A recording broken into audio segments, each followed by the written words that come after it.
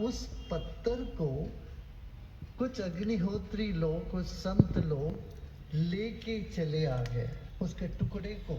वो पत्थर जो है वो वहाँ का शिवलिंग वो जमीन में नहीं था, वो हवा में रहता था। वो शिवलिंग के टुकड़ों को लेके वो दक्षिण भारत में आए। बीती महाशिवरात्रि पर बेंगलुरु के art of living international centre में एक समारोह किया गया, जिसमें 1000 साल के बाद सोमनाथ मंदिर के शिवलिंग सामने आए। श्री श्री रविशंकर ने सोमनाथ शिवलिंग के अवशेषों को दुनिया को दिखाया और दावा किया कि प्राचीन शिवलिंग को दोबारा सोमनाथ मंदिर में स्थापित किया जाएगा। सफेद रंग के इन दो पत्थरों के प्राचीन सोमनाथ शिवलिंग होने का दावा किया गया। अगर सोमनाथ के आदि शिवलिंग को लेकर श्री श्री रविशंकर जी का दावा सही है तो ये सनातन के लिए गौरव का पल, क्योंकि अभी तक ये माना जाता था कि महमूद गजनवी के हमलों में प्राचीन शिवलिंग नष्ट हो गया और गुजरात के सोमनाथ मंदिर को देश भर में भगवान शिव के 12 ज्योतिर्लिंगों में पहला ज्योतिर्लिंग माना जाता है। इस मंदिर के चमत्कारी शिवलिंग की चर्चा तो दूर दूर तक होती है। जब मुस्लिम आक्रमणकारी महमूद गजनवी को पता चला कि सोमनाथ मंदिर में सोने चांदी की मूर्तियां हैं और इसमें स्थापित शिवलिंग हवा में तैरता है, तो साल 1026 में महमूद गजनवी बड़ी सेना को लेकर सोमनाथ मंदिर पर हमला करने पहुंचा। जब महमूद गजनवी ने मंदिर के अंदर हवा में तैरते शिवलिंग को देखा तो वो डर गया और उसने अपने सैनिकों को शिवलिंग को तोड़ने का आदेश दिया।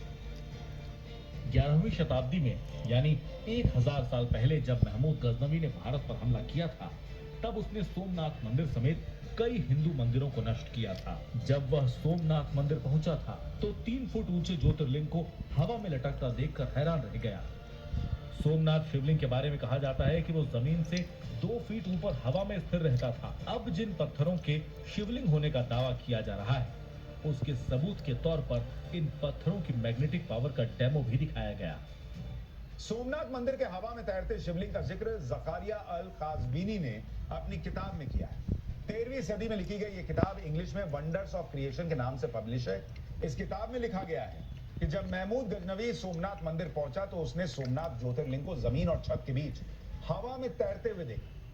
गजनवी ने अपने सैनिकों को आदेश दिया कि वो पता लगाएं कि हवा में उड़ते ज्योतिर्लिंग की वजह क्या है। गजनवी ने जांच करवाई कि कहीं शिवलिंग किसी रस्सी के सहारे तो हवा में नहीं उठा हुआ, लेकिन गजनवी के सैनिक भी हवा में उठे शिवलिंग का मैकेनिज्म नहीं खोज पाए। तब वहां मौजूद एक शख्स ने महमूद गजनवी को बताया कि शिवलिंग के ऊपर जो मंडप है उसे मैग्नेटाइट धातु से बनाया गया है, मैग्नेटिक धातु से बनाया गया है, जिसमें मैग्नेटिक पावर होती है और ज्योतिर्लिंग बनाने में लोहे से मिलती जुलती कोई धातु इस्तेमाल होती। इसी वजह से शिवलिंग में मैग्नेटिक पावर पैदा होती है और वो हवा में झूलती है। इस थ्योरी की जांच करने के लिए जब गजनी ने अपनी तलवार शिवलिंग की तरफ उछाली तो वो जाकर मंडप से चिपक गई, जिससे यह साबित हुआ कि शिवलिंग के मंडप में मौजूद मैग्नेटिक फोर्स ही शिवलिंग को हवा में रखती थी। इस बात पर यकीन करने के लिए गजनवी ने शिवलिंग के मंडप को तोड़वा दिया। सोमनाथ मंदिर के प्राचीन शिवलिंग के अवशेष मिलना सनातन धर्म के लिए यकीनन खास मौका है। इतिहास बताता है कि इस मंदिर को कई बार तोड़ा गया और हर बार इसका पुनर्निर्माण कराया गया। 815 ईस्वी में गुर्जर प्रतिहार राजा नागभट्ट ने इसका पुनः निर्माण करवाया था। उस वक्त अरब यात्री अल बरूनी भी सोमनाथ आया। इस यात्रा के बाद उसने एक किताब में सोमनाथ मंदिर की भव्यता का जिक्र किया। बताया जाता है कि जिस वक्त 1025 में महमूद गजनी ने सोमनाथ पर आक्रमण किया, वहां 50,000 लोग मंदिर में पूजा कर रहे थे। पहली बात ये कि जितने भी इस्लामिक हमलावर हैं, कोई भी रहा हो, महमूद गजनवी, मोहम्मद गोरी या जलालुद्दीन अहमद बाबर, ये इन्होंने तब भारत में हमला किया जब इनके अपने इलाके में इनकी रियासतों के लिए संकट खड़ा हो गया। जब इन्हें वहाँ से खदेड़ा जा रहा था तब ये भारत की तरफ आए। दूसरी बात, इन्हें जब ये तब आए जब इन्हें खुफिया तौर पर यह पता लग गया कि इनके इलाके, इनके हमलावर करने के ये रास्तों में इतनी ज़्यादा मात्रा में अपूत संपदा भारत में है, क्योंकि भारत एक समृद्ध देश था, कि एक बार में ही इतना ज़्यादा लूट सकेंगे जितना शायद वो अपने सारे जीवन काल में अफगानिस्तान या उज्बेकिस्तान के उस इलाके में कभी इकट्ठा ना कर सकें। अब सवाल ये कि गजनवी के आक्रमण के बाद 1000 साल तक शिवलिंग के अवशेष कहां थे? तो दावा किया जा रहा है कि सोमनाथ मंदिर के शिवलिंग के टुकड़ों को दक्षिण भारत के अग्निहोत्री ब्राह्मणों के एक परिवार ने अपने पास रख लिया था। दावा है कि अग्निहोत्री पुजारियों के परिवारों ने शिवलिंग के टुकड़ों को एक एक करके शिवलिंग के रूप में गढ़ा और कई पीढ़ियों तक उनकी पूजा की। साल 1924 में तत्कालीन कांची शंकराचार्य ने अग्निहोत्री परिवार को निर्देश दिया कि वो शिवलिंग के अवशेषों को 100 वर्ष तक गुप्त रखें और इसकी उपासना करते रहें। और अब 100 साल बाद अग्निहोत्री परिवार ने शिवलिंग को श्री श्री रविशंकर को सौंपा है। ये हमारा हाथ में जो कर्तव्य बाकी है इसका कैसे करें बोल के दोबारा कांचीपुरम जाके शंकराचार्य जी बस विज्ञापन किया, इसका तुम्हारा स्थापन के लिए कुछ काम। उन्होंने बोला ये काम करने के लिए योग एक महात्मा है, उनके पास जाओ। ऐसे बेंगलुरु में जाके सीधा खुद जाओ, किसी के पास मत भेजो। ऐसा महात्मा जी के हाथ में ये काम दे दो, वो करा दे, ऐसा बोल के मुझे भेजा है। इसलिए श्री श्री रविशंकर जी के पास मैं आया हूँ। न सिर्फ सोमनाथ बल्कि काशी विश्वनाथ और महाकाल जैसे ज्योतिर्लिंग और मंदिर प्राचीन काल से हिंदू समाज के मान, सम्मान, पहचान और भारतीय संस्कृति के गौरव के प्रतीक रहे। जब हिंदू शासक ताकतवर रहे तो इनका उत्थान और वैभव वृद्धि हुई, और जब शासक कमजोर पड़े तो इस पर प्रहार और विध्वंस हुआ। मुस्लिम आक्रांताओं और आताताइयों ने सिर्फ धन संपदा के लिए मंदिरों को नहीं लूटा, बल्कि विध्वंस के जरिए उन्होंने हिंदू आस्था और संस्कृति का मान मर्दन भी किया। यानी पूरे हिंदुस्तान को इन्होंने फतेह करना है और उसके ऊपर इस्लाम का वर्चस्व स्थापित करना है। पहले ही आक्रमण जो हुए, कासिम का जो आक्रमण है राजा दाहिर के ऊपर सिंध में, तो केवल लूट के लिए नहीं था वो। जो अक्सर लोग इतिहासकार, कुछ हमारे साम्यवादी इतिहासकार और ये लोग जिनको के साहब ये तो लूट के लिए हो रहे थे, लूट के लिए नहीं था। ये तो बाकायदा इस्लाम को वहां पे स्थापित करने के लिए था। जहां तक सवाल सोमनाथ मंदिर का है, तो मान्यताओं के मुताबिक सृष्टि के प्रथम वास्तुविद यानी कि आर्किटेक्ट भगवान विश्वकर्मा ने सोमनाथ मंदिर की संरचना तैयार की थी। मान्यता ये भी है कि भगवान विश्वकर्मा ने ही ऐसे शिवलिंग की रचना की थी जो हवा में तैरता था। अब जिन दो पत्थरों के सोमनाथ शिवलिंग होने का दावा किया जा रहा है, उन दोनों पत्थरों में भी मैग्नेटिक पावर है।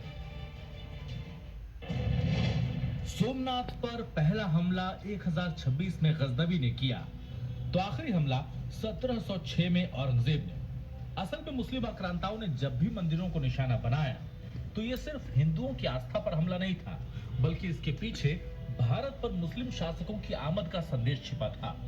मोहम्मद गौरी भारत पर आक्रमण करने वाला तीसरा मुस्लिम शासक था, जिसने 1192 में दूसरे तराइन युद्ध में पृथ्वीराज को हराया। तब मोहम्मद गौरी ने जैसलमेर के लौद्रावा में स्थित चतुर्मुखी महादेव मंदिर को तोड़ दिया था।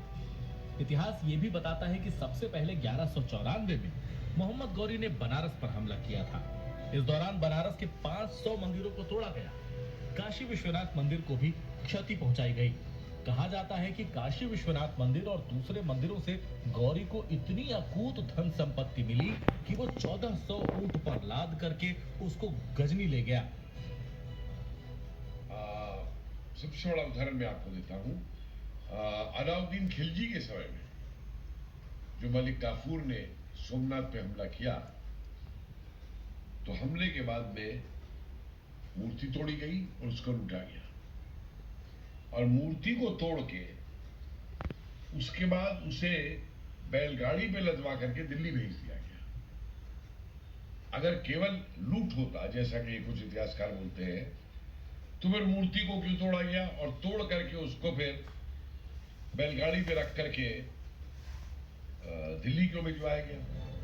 काशी विश्वनाथ मंदिर पर हमले का जिक्र 11 से 15वीं सदी के कालखंड में मिलता है। मोहम्मद गौरी के बाद जौनपुर के शासक महमूद शाह ने मंदिर पर हमला किया।